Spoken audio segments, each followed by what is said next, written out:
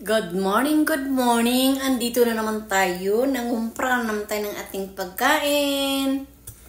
Ito guys, galing na naman tayo sa Filipino store. Ito itlog. Bagong bili. Lagyan natin dyan.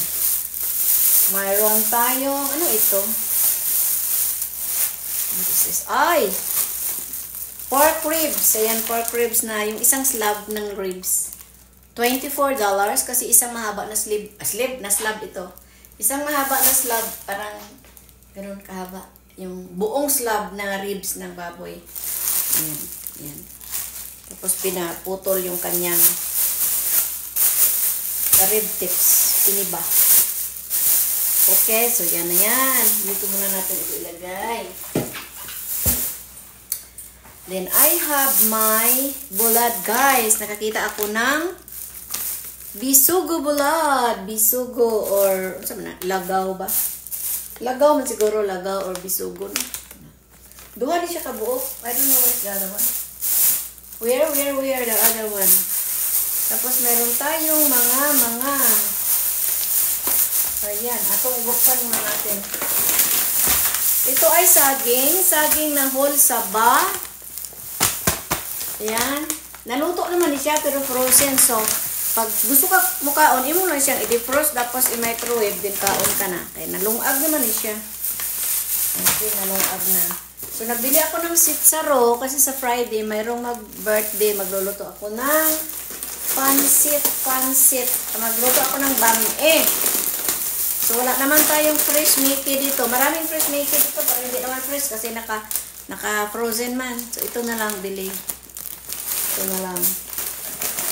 Hindi na siya fresh Mickey, but ito na lang kung ano tawag yun.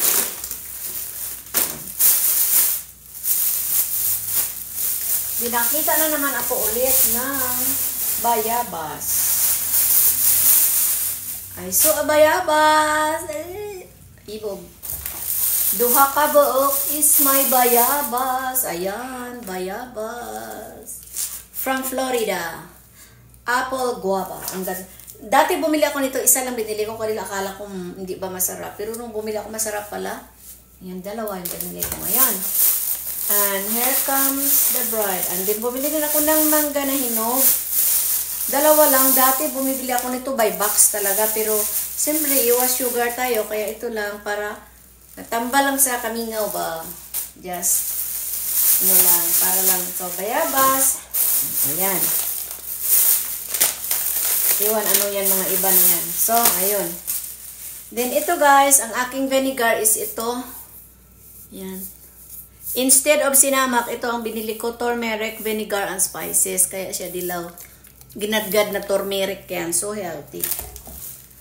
So, nakakita ako ng Moroccan sweet and tangy flavor rice vinegar. Ayan. Masarap ito sa salad. Kunyari, magsalad ka ng pipino, lagyan mo nito. Kasi medyo matamis na ito eh. Parang sweet and sour na siya. Instead of using salad dressing, ito na lang. Hinanap ko talaga ito kasi laging, ang ginagamit kasi namin dito is yung dressing, salad dressing na very heavy man siya, creamy. Pagbasa na ko, dagan man siya cholesterol o fats. Pero nanamgit siya. So, ang ginagawa ko, gumagawa ko ng sarili ko yung toyo, vinegar, sugar, kunti, tapos, nilagay, olive oil or sesame oil, yung nilalagay ko sa salad ko. Hindi ako gumagamit ng creamy salad dressing. So, ito ang nakita ko. So, no need na maglagay ka ng mga ano-ano, ito lang. Ibuhos mo sa salad mo, pipino, kamatis, mga litos. Ayan. Ito lang. At saka carrots. Ito lang talaga ilagay mo. Kasi, tapos konting asin. So, safe tayo dyan sa cholesterol natin. Mangga. So, bumili na naman ng I don't know how many of this did you buy? 5 ganito o chicken feet. Yan, masarap adobohin or pa-crispy. Chicken feet, 5 piraso. Yan. So, ito, nagbili ako ng tapa.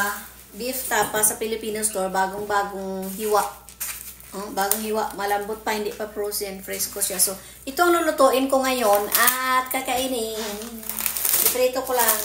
Gawin ko na parang tapa lang. And I saw this one para sa gabi ba gabi.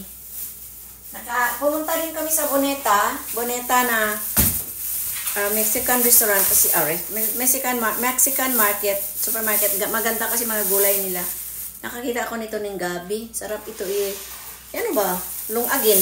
Sarap ito ilaga or ano yan. At ilagay sa mga sinigang or sinigang bango, sinigang karni. Ayan, masarap yan. And here another, oh my God, karagan bumili ako ng mais, malagkit na mais. Ayan, dalawa. So, all you have to do, i-frozen mo lang yan or pwede mo na siya lutuin kaagad. O, frozen na mais. Well, sarap. Frozen na mais.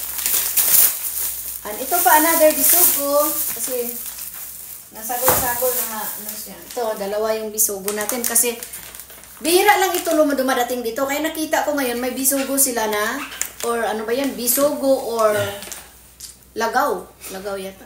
Ayan. Nabulad. Sus, kalami. Ginoo ko bag-ugid siya. Bihira ito dumating. Sana inapat ko na. Pag isang taon. Kadalasan kasi, galunggong na daing. Galunggong na daing. Ito, bihira lang. Ito yung bisugo. Bisugo. Masarap siya. May mga himbis-himbis. May kaliskis. So, ito pa another. Tainga ng baboy. Tainga ng baboy. Super sarap siya ilaga at i-adobohin. Ayan. Pwede din siya ilaga. Tapos ano ba yung sugba? Ilaga at ihaw. Ilaga mo muna para malambot. Okay? Ang dami. Parang 10 yata na ganyan. Tainga ng baboy. 10 pack. Then ito.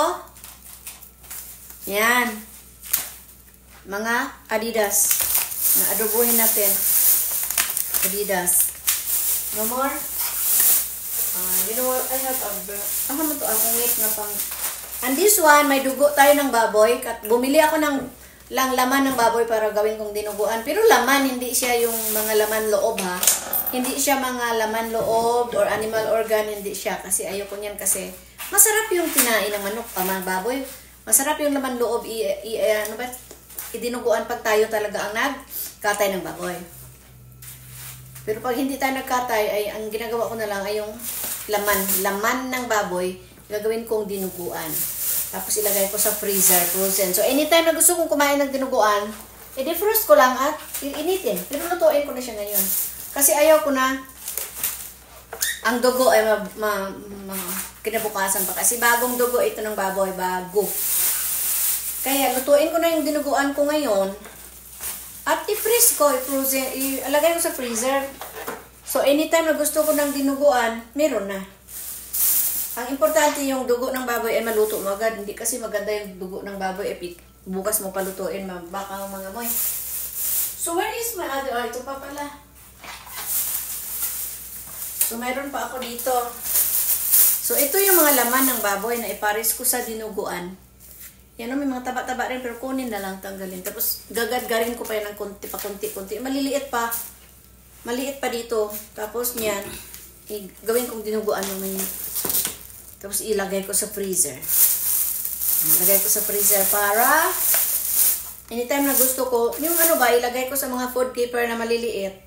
Yung para pag nag-defrost ka ng isa lang, na tamang-tama lang sa isang kainan. Para anytime. Tapos ito, mga buto-buto. Para naman sa sinigang. Wala talagang taba, oh. Buto-buto para sa sinigang. Pares ng gabi. Where is my gabi? Sinigang with pichay at saging. Pwede rin pochero. Kung pochero ka, pwede carrots, patatas, carrots, patatas, repolyo, carrots, patatas, repolyo, saging. At ito. Ito rin pwede ito. Isabaw mo ito at ito. Tas pichay. Sarap. O kung ayaw mo ng pichay, di gumawa ka ng ano lang. Buto-buto. Ito ng saging. Patatas, carrots, at cabbage. Sarap. Uy, ang dami naman. Paano na ito? So much. This one,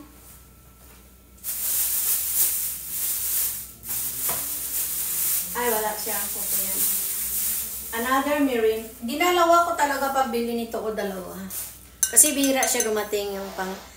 Marami eh. Mayroon din Kikuman. Mayroon ding brand na Kikuman. Pero masarap ang Marukan.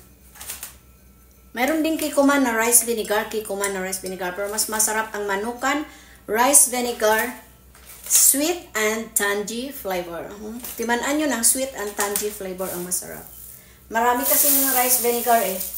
Na hindi siya sweet. Talagang maasim lang siya. But ito, sweet and tangy. Yun din ang gamit ni... How is that? Tony Gonzaga. Pag nagsalad siya, ito din ang gamit niya. Marukan, sweet and tangy flavor. Oh, see, look at that. A lot of. Ano ng manok? Paa ng manok at mga taingan ng baboy. Ang taingan ng baboy is 6 or 5? 5 packs po ang manok. Ang tiil sa manok. Okay, and I have a talong here. Siyempre, Pilipino na talong. Mayroong Chinese talong Pilipino para pwedeng prituhin or pwedeng torta. Bye.